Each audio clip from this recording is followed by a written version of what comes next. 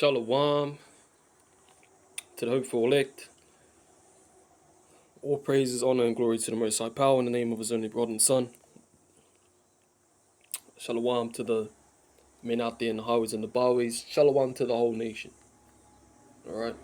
Then awaken to this truth that have come and stepped out of that dark state and are now starting to draw themselves toward the light. The Bible tells us that the law is light. So the Father's word and His commandments, that is the light into this world. Alright? But overall, as it says in Matthew chapter 24, when the Lord returns, right, He's only gathering His elect from the four winds, from the four corners of this earth, right?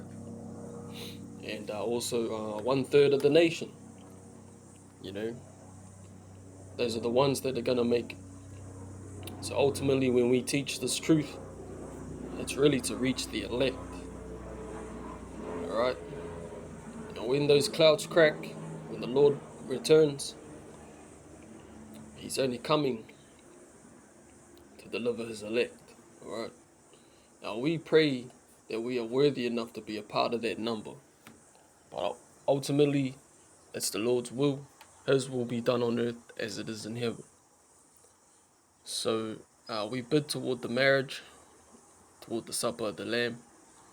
And we just pray for His grace and His mercy. Alright?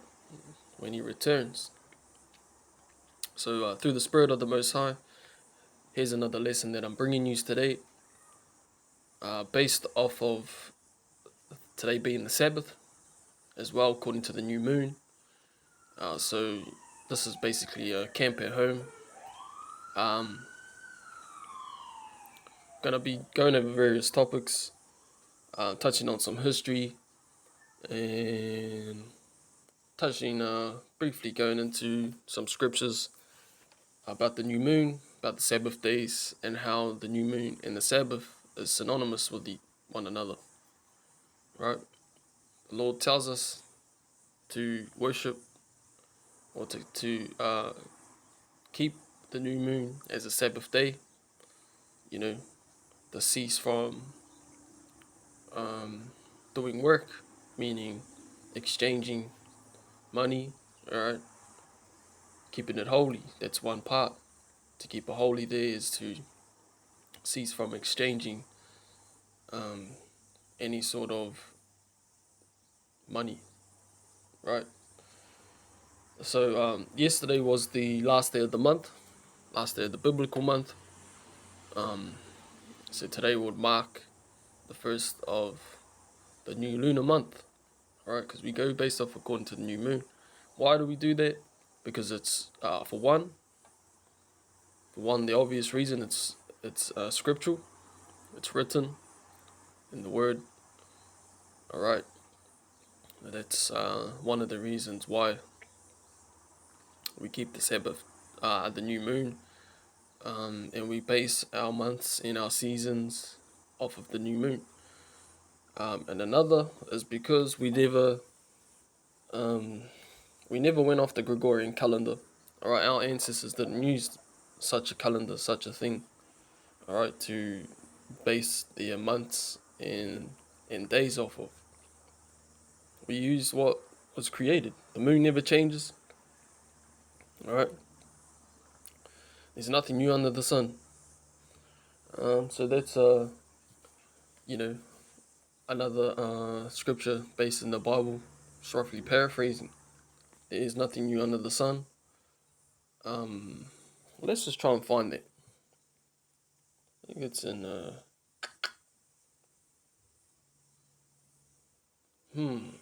interesting.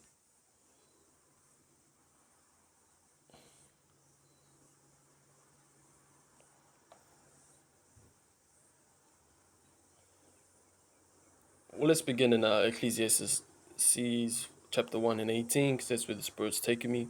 For much wisdom is much grief, and he that increaseth knowledge increaseth sorrow. Yeah, that's straight up. Because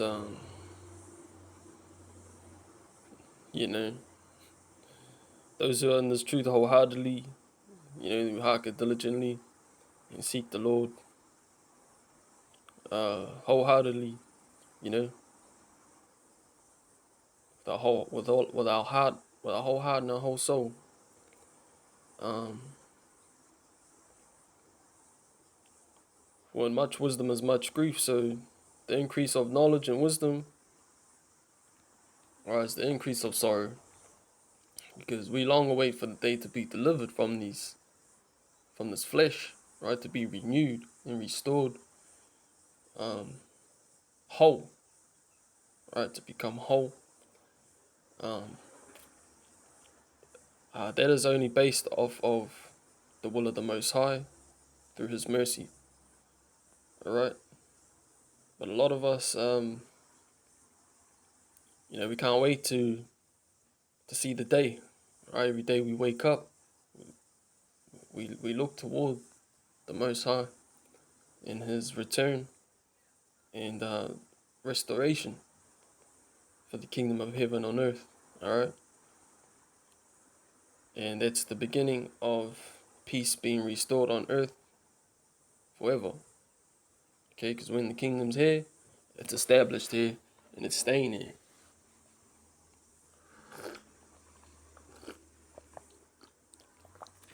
But the more we know about the truth, the more wisdom and knowledge that increaseth, the more sorrow. All right, because we just want, God willing, always look toward the Most High's will. But we can't wait. Yeah. All right, and that's why we go through sorrow, because it's endurance is it takes a lot to endure. Endurance is hard. It's like when you run a race, all right. When you go for a run, for a long run, your body's tired, um, but you still find the strength within to endure and carry on, even though it's not easy. You find that strength within you, okay, within your spirit. The spirit is strong, but the flesh is weak. All right, but you find that inner strength to carry on. You find that fire that's within you. You keep that fire. You keep it kindled. Or that fire that is kindled within you. You keep feeding it. Keep feeding that fire every day. Feed that fire. All right. So we're at war. And us indigenous people of these lands, we're warriors, man. We come from a warrior race. That's who we are as a people. And we're at war right now. All right. Except this is a spiritual war. For the most part, it's a spiritual war. And how we fight this war is with the word of the Most High, as it is written. Alright, because we battle not against flesh and blood, but against principalities, against spiritual wickedness of this, in higher places, according to Ephesians. Let's go to the book, and I'm gonna try and find that other precept that's on my tongue.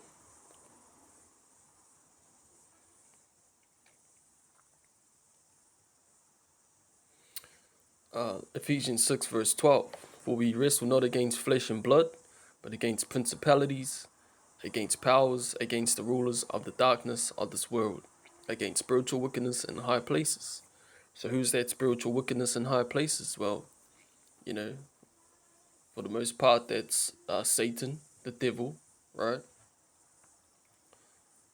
Basically, who run this world, the so-called Edomite, Caucasian, European man, all right? That control the world as we know it. Let's look at the things that are obvious to us. Well, One of them,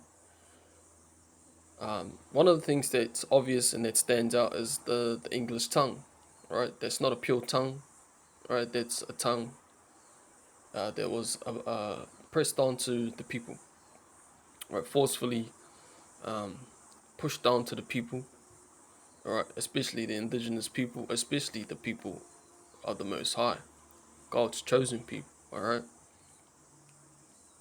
That language was pushed on through colonization, through the education system that's created by them, all right? The dollar is made by them, all right?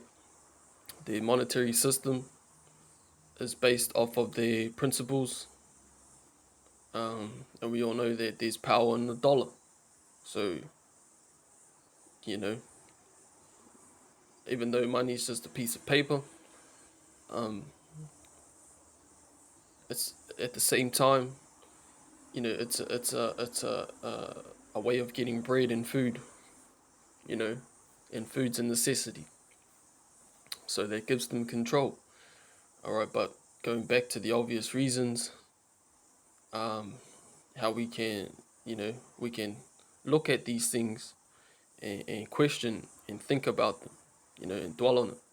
Why is the English language uh, the most dominant language spoken all over the world? Is because they went all over the world, the so-called Caucasian European, all right, and they forced their way,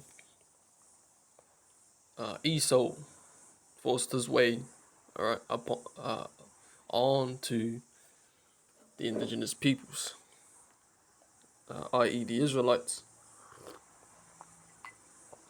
mainly referring to, right? Um, so now we talk from the tongue, all right. Um,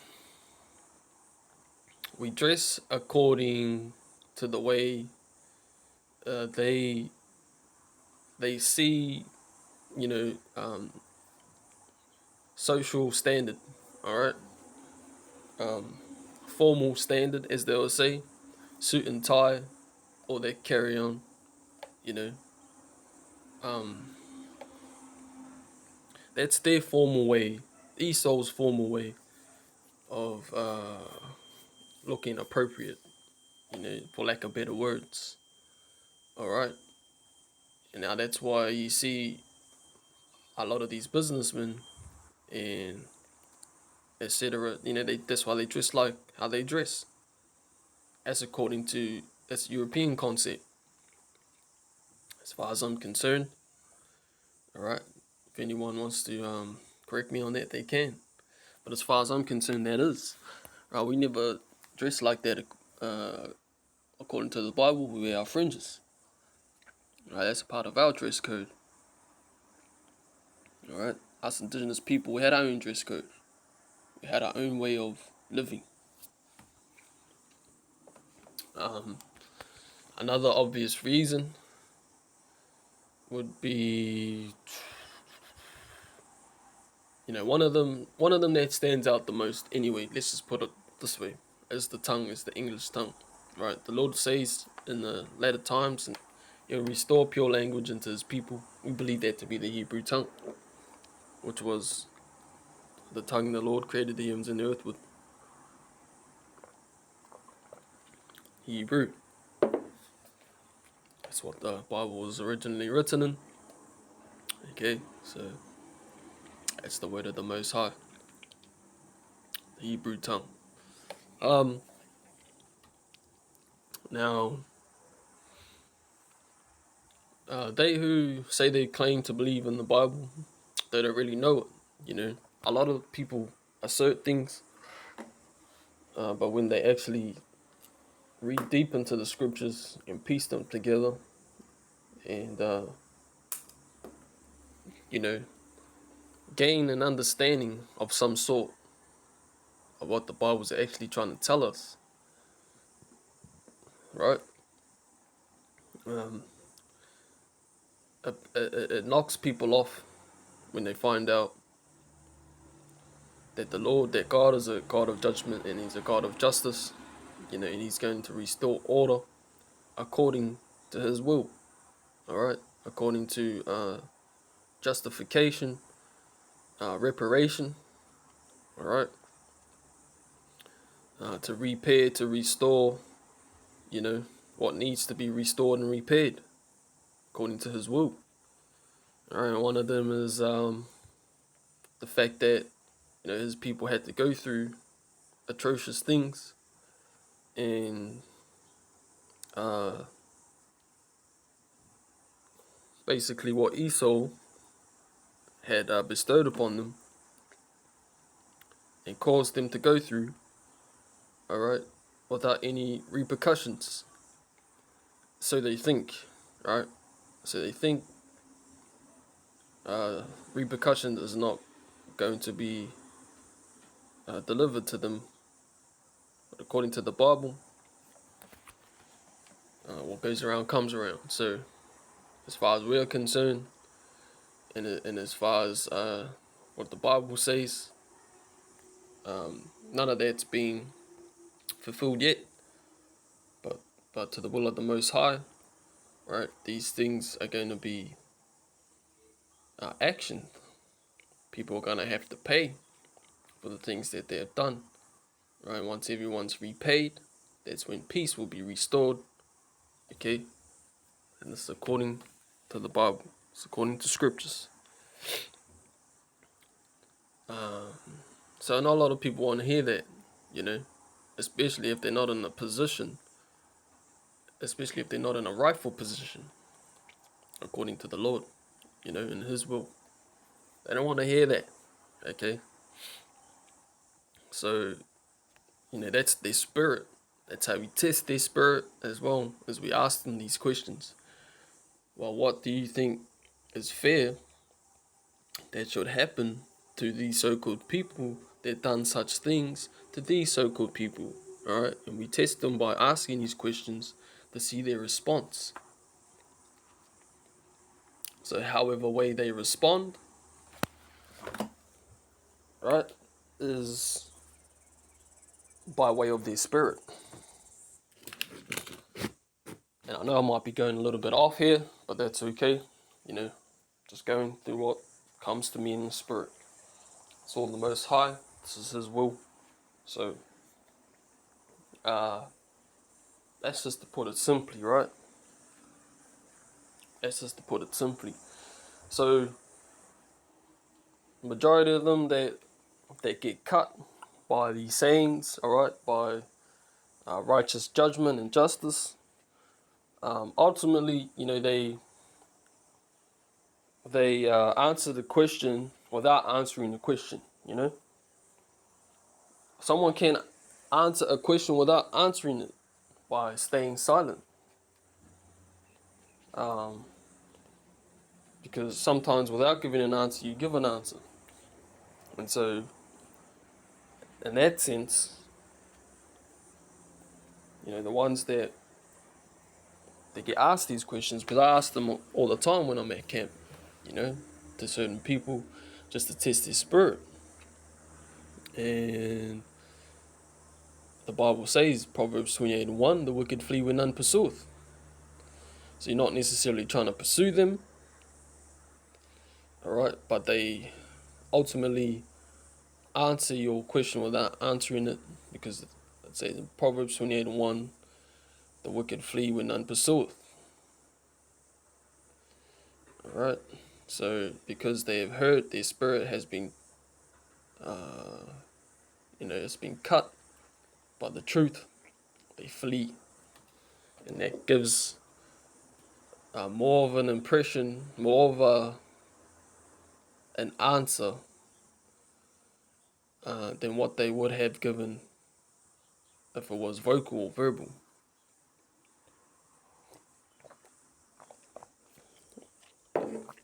Yeah, so that's one concept of it. Others respond in such a way where their energy is off. They seem to be obviously upset, um, and it cannot be rational about the terms that are being addressed. So, these are the sorts of things that we come across when we're out in the highways and the byways, when we are teaching this truth, and we are presenting our bodies a living sacrifice. Right? Now,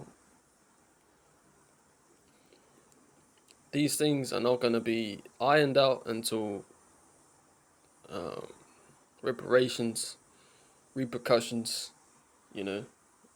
righteous judgment is restored. That's what's going to restore peace. Okay? Alright, let's try and find.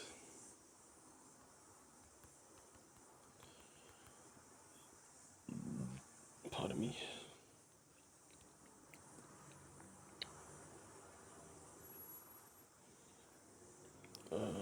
Man, I haven't actually come across this precept for some time, so. Alright, let's try and Google it, eh?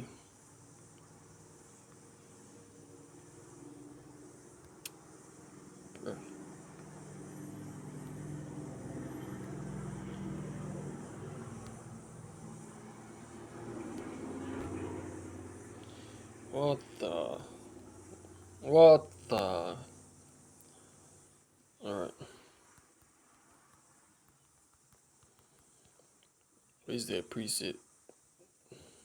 It wasn't Ecclesiastes. I knew it wasn't Ecclesiastes. Come on. But the spirit had taken me to verse 18 and not verse 9. Alright. So it's in that same chapter.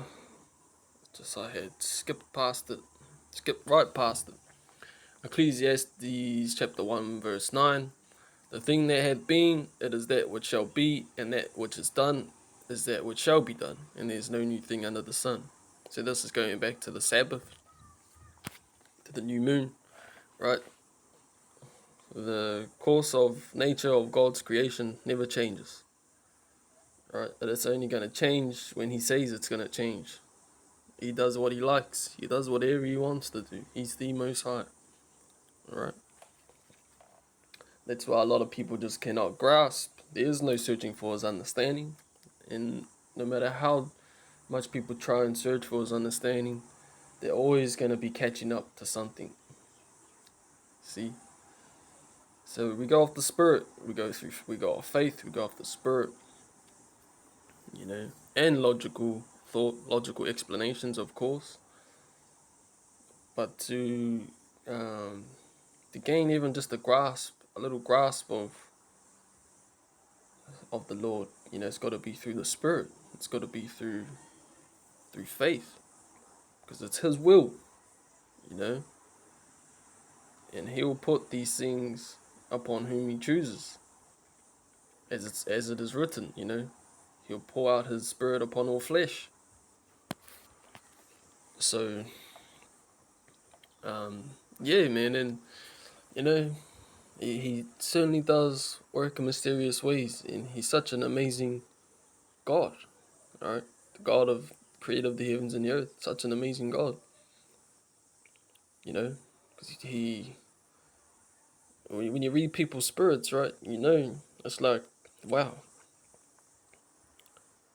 and this is all the Most High, when you're out there teaching, it's all Him.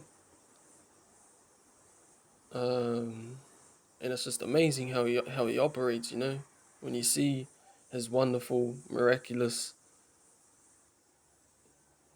presence. I suppose, I can say that because His creation is everywhere. That's His creation, alright? And He's there, through the winds, through the earth, through the water, through the fire.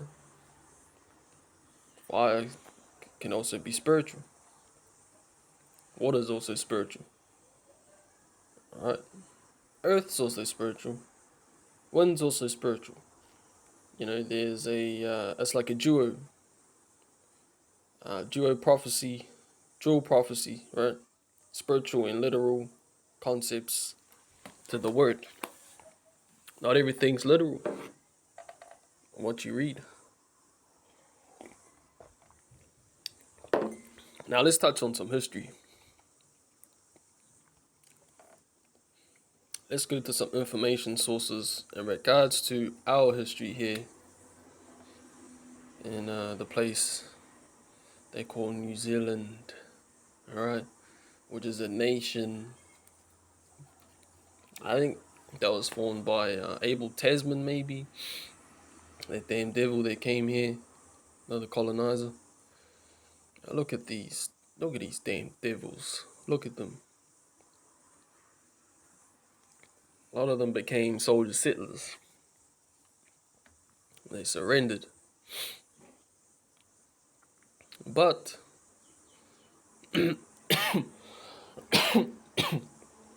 but they also slithered their way, right, into political systems, monetary systems, you know, by trying to prove their way of living civilized amongst our people. All right, it's like having a knife in their behind their back and one in front shaking your hand. All right, you can put it sort of in their concept, you know, because they couldn't kill us off. They couldn't. Their plans basically failed. All right, they got to a certain point, but then that was it. And they came here, right? So they ended up eventually they handed some of them, right? But this was already after, you know, they had the intentions of coming here to take this place over. All right, sent by the Secretary of State of London. Now let's read this article.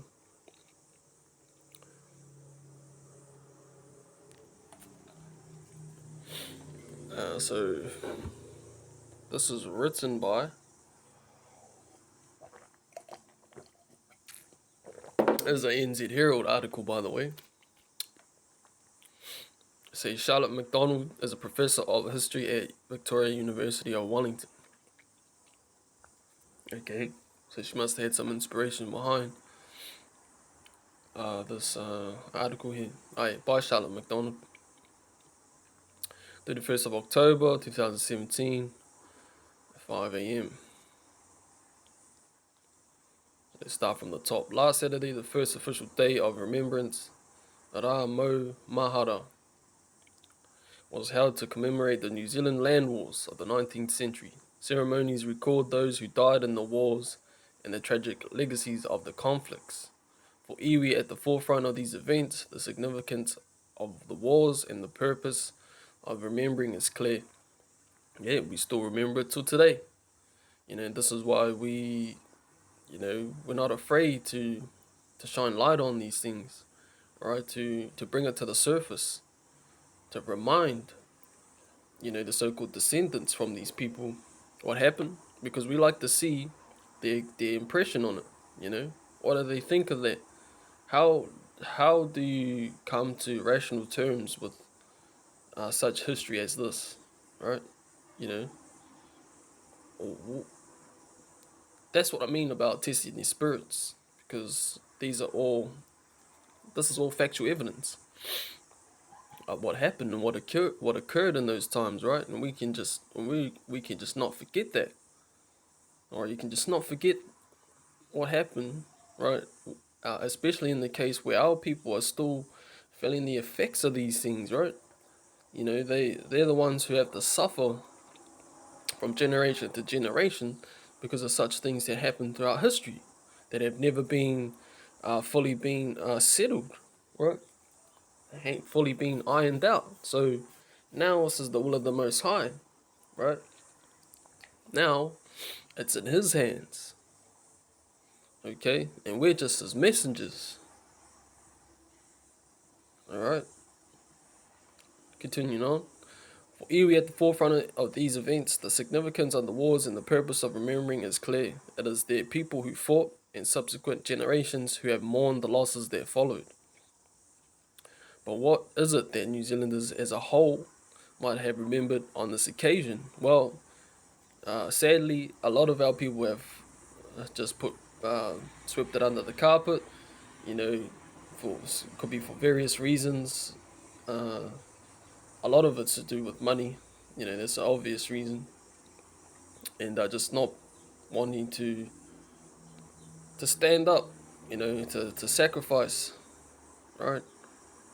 To put themselves on the line for their people, which is a sad thing because we come from a warrior race, you know, and unfortunately, a lot of our people do not honor that. Um, yeah, so I just had to take a moment to pause there because a lot of the elders had forgotten the way, right, to liberate our people. We're never gonna stop until our people have liberation, and liberation will be for the people of the Most High. Um, Continuing on, as the people who fought in subsequent generations. But what is it that New Zealanders as a whole might have remembered on this occasion? Now, New Zealanders as a whole, you know, I wouldn't class uh, us as being New Zealanders as a whole, right? And who would know, who would even want to participate being of non-ethnic race uh, to these events that have occurred? You know, who would have interest more than the descendants of the people that it happened to? Who would have more of a fire kindling inside of them? Alright, the ones that descend from the oppressors, these so-called men that came here to try and take over, or the descendants that came from the ones who was inflicted on or caused upon. Right, we have that fire in us. Okay, that fire, that fire keeps burning. All right, until everything's ironed out, flattened out as a whole. We don't want no crumbs no more. Right, we after the whole loaf. We don't want the crumbs. We're sick of the crumbs. Right, the crumbs don't do anything for us. You know, some may get more crumbs than others, but ultimately, until all our people are liberated, then, then, you know, until then, you know, we can look at things from another angle. All right, but you can't just say your people are liberated if one or two are doing well and the majority are not. That is not what you call liberation. Liberation is when all of your people, right, the whole family tree, have been liberated, which will come to pass. Right, because those who don't make it, but are still Israelites, but are still the chosen people of the Most High, they will come back through the loins. All right, but the status, I don't know. That is what depends. Is the status that will hold in the kingdom of heaven. Right. Reading on. Is this an event that matters to us all? Well, I don't think it is. As I was saying, you know, they pretend to care.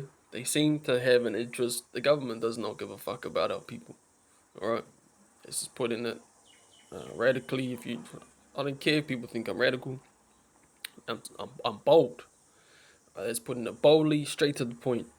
All right, no mucking around. They don't give a fuck about our people. All right, and these so-called European parkies may seem to care, but it's what's in their heart. All right, what are they doing about it? Okay, what are the intentions behind it? Are they willing to speak on behalf of our people? Alright? Are they willing to go the extra mile, the extra distance to bring this sort of information, this sort of factual evidence and truth? Are they willing to go the extra mile to bring it to light? Alright? To call out people, alright, who they descend from, basically, in confessing the truth. Alright? Now, for the people that do, I'm still yet to see one Caucasian European, right, to come out on mainstream and speak this mainstream, right, to confess this information and how they feel and what their true intentions are behind it, mainstream. I'm still yet to see that. So, is this an event that matters to us all? What role might Pākehā have in remembering these events? Well, obviously, they don't teach it in school, right? They don't teach the real history of what happened. So, that speaks volumes in itself. Continuing on, let's take a closer look at the history of who took part in the New Zealand land wars. The majority of those who fought against Ngāpuhi in the 1840s, against Taranaki Iwi and Waikato's kingitanga, and their allies in the 1860s, were the 18,000 or so British troops sent to serve in New Zealand by the Secretary of State for War in London. Now, what kind of business was that damn devil? What kind of business did that damn devil think he had or thought he had over here, right? The British troops, 18,000 or so British troops sent to serve in New Zealand by the Secretary of State, for War in London. Right, they came here specifically for one purpose, right, and that was to take over, which is the obvious, alright, that's a threat. Okay, they didn't come here to negotiate. They came here strictly for one purpose, and that was for war. By the Secretary of State for War in London. So they knew damn well what these damn devils knew damn well what they were doing, what they were committing. Alright? So we cannot get past that. We're never gonna forget it until liberation, justification, and order is restored upon the face of this earth according to the Most High's will. Reading on, these were men of regular army infantry regiments, along with Royal Navy Marines. In New Zealand, they fought alongside smaller numbers of colonial militia. So these damn devils were mercenaries and militias of some sort of military rank, military group. Who were these British redcoat soldiers? Where did they come from? What kinds of experience did they bring to New Zealand? They brought nothing but damn bloodshed, right? That's what they brought here, and their damn diseases. Some had served in the Crimea in 1854 to 56. Others had been in India at the time of 1857 rebellion. Many of these men were war experienced in war. Soldiers sent to the Bay of Islands in 1844 through to 45 came from Sydney, where they had served as guards on convict transports. From 1860, when war began in Taranaki and then spread to the Waikato and the Bay of Plenty, soldiers poured into New Plymouth and Auckland. Troops were again dispatched from Sydney and from the Victorian goldfields. So they came here for war, man. They came here for war. To take over. And you think we're just gonna forget that? Or you think it's all gonna be chocolates and flowers from then on out? Do you honestly think that this sort of history and factual evidence would have been lost throughout the canals of time, throughout the generations that came after, right? No, we still remember it. And we receive a lot of these things through the Spirit, right? This is the fire that's within us. Because we're the descendants of those people that had to go through that, right? And now considering the position and state that our people, um,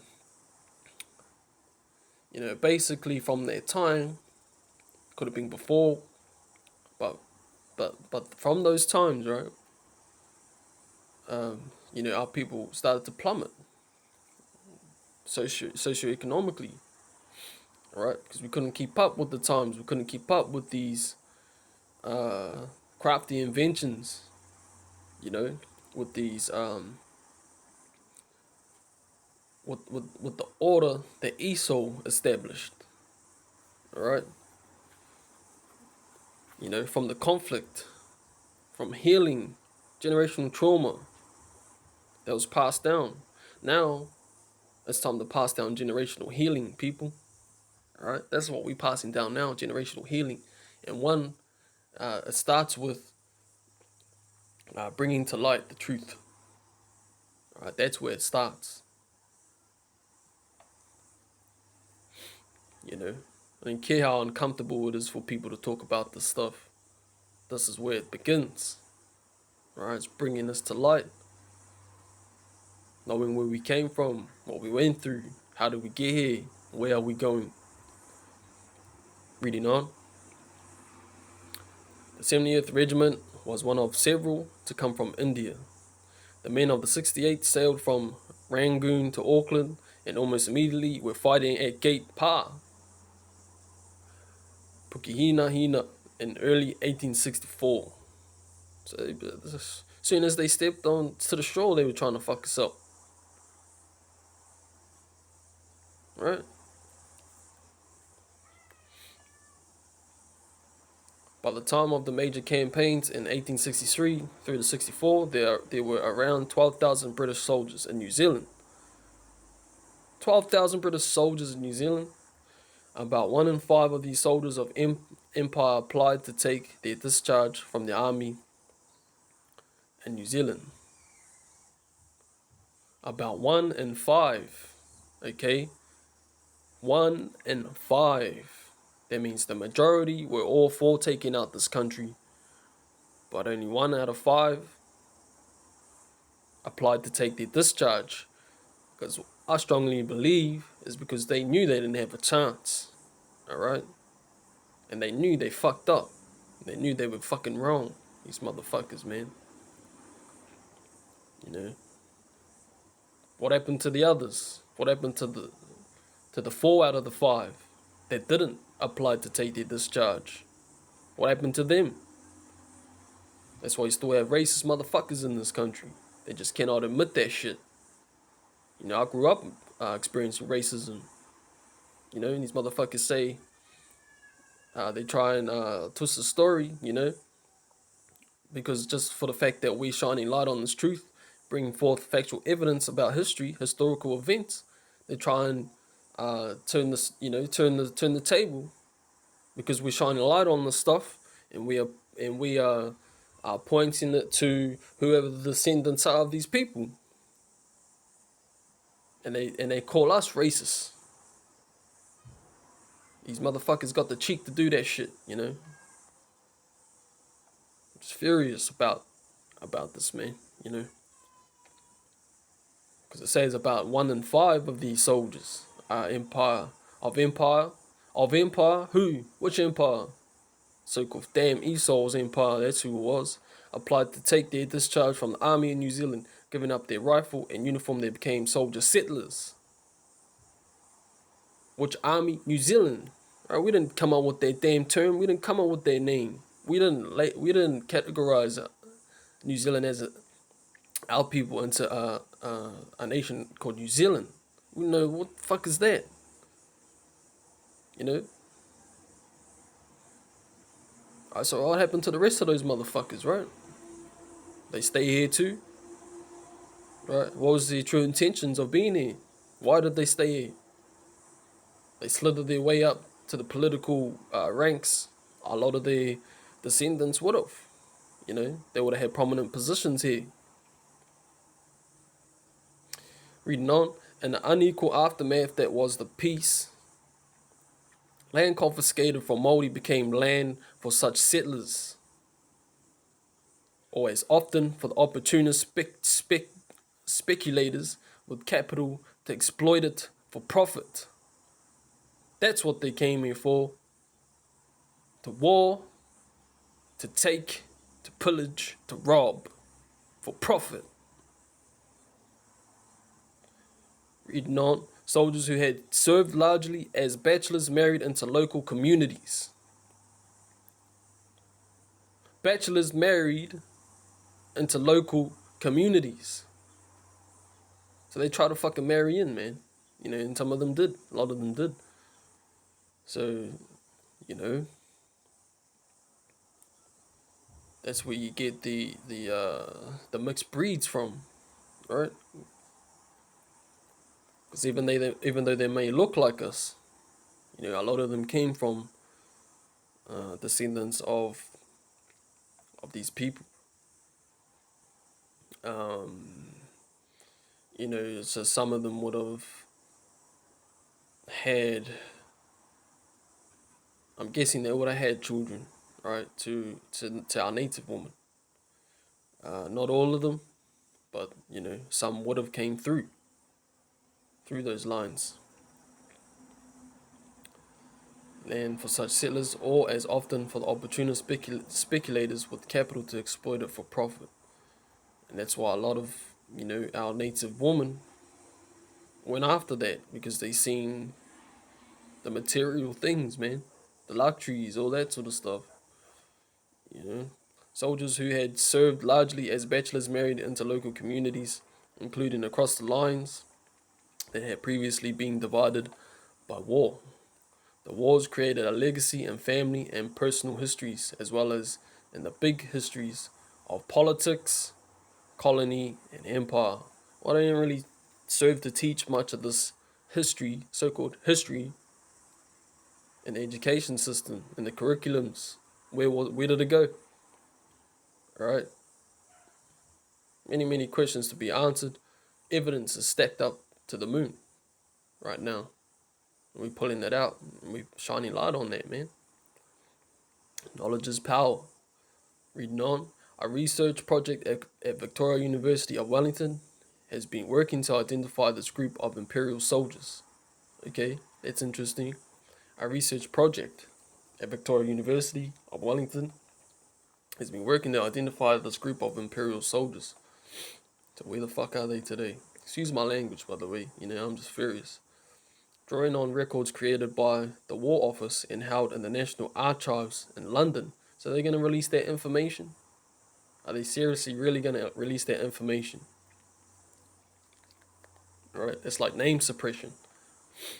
Really think they will expose, their men, their soldiers who came here and did what they done? I'm not too sure about that.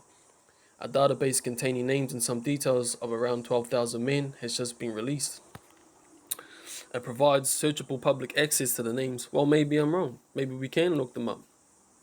I might have to furthermore look into that. Regiments and dates of service in New Zealand. It is a first installment of what will grow to become a larger resource. Now this is what you'll call like chocolate-covered Edomites, right? Chocolate-covered Edomites. So Edomites, they look like Israelites. What does the Lord say in Jeremiah? Let's just hold that there and get a precept. Is it in Jeremiah 12?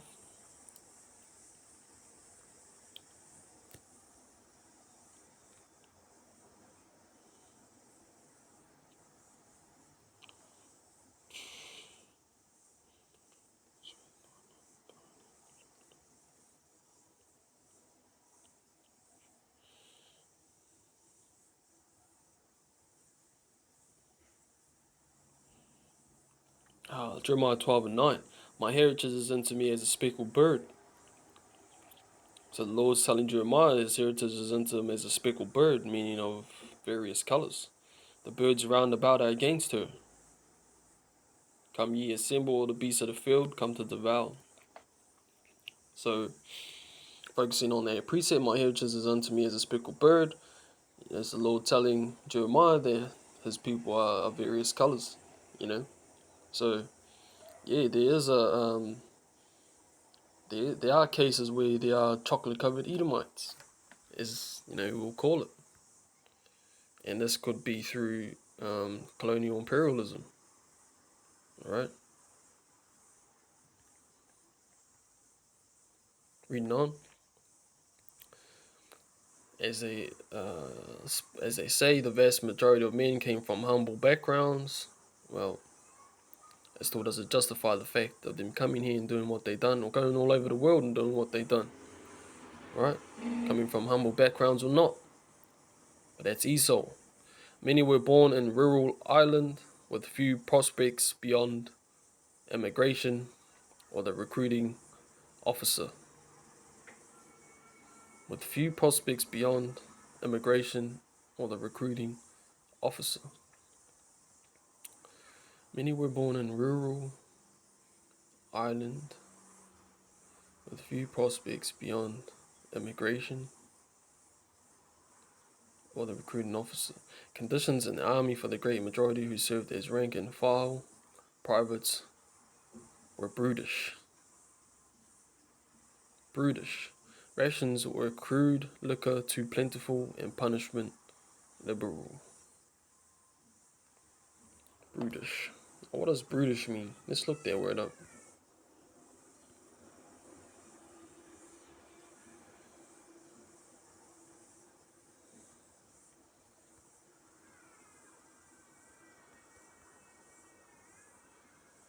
Resembling or characteristics of a brute.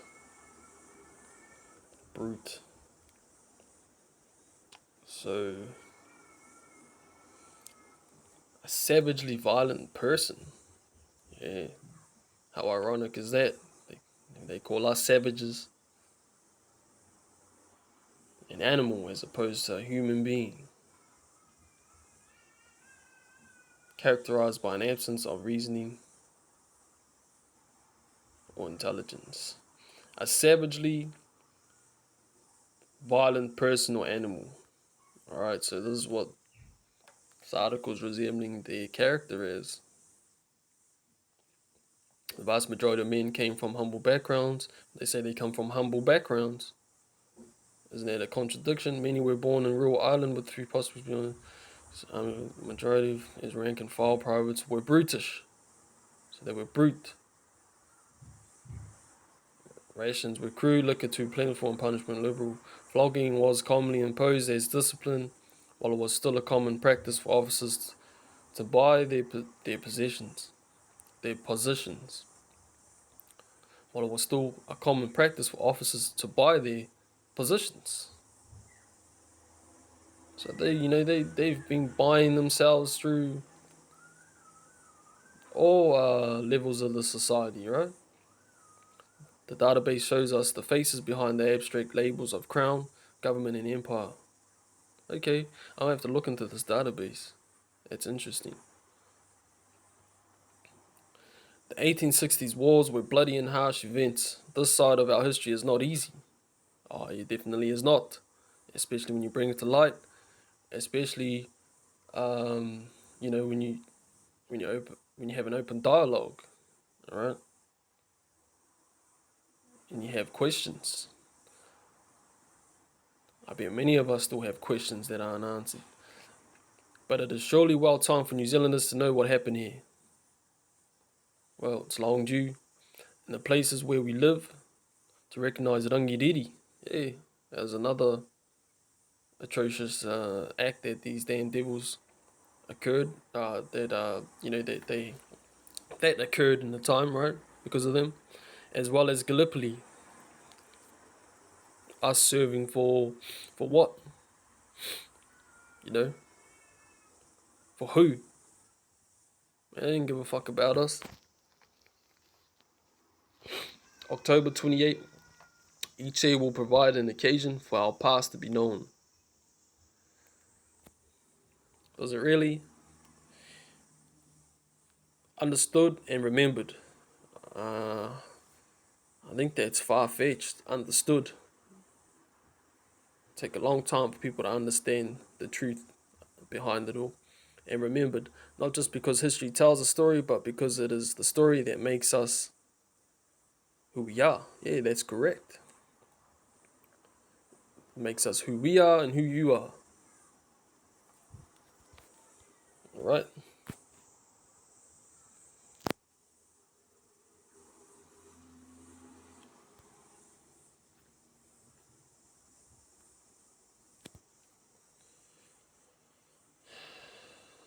So camp's just about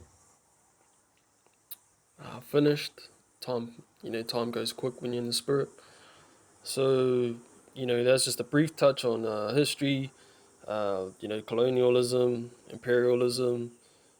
Briefly touched on the new moon, Sabbath day. How the new moon and the Sabbath are synonymous with each other. How we observe the seasons and the times and the days. Right, so according to the new moon. Let's touch on a few more precepts before we close up.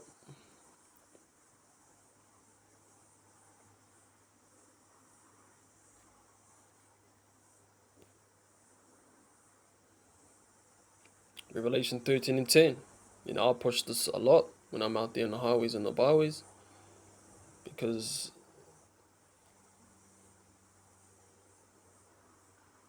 it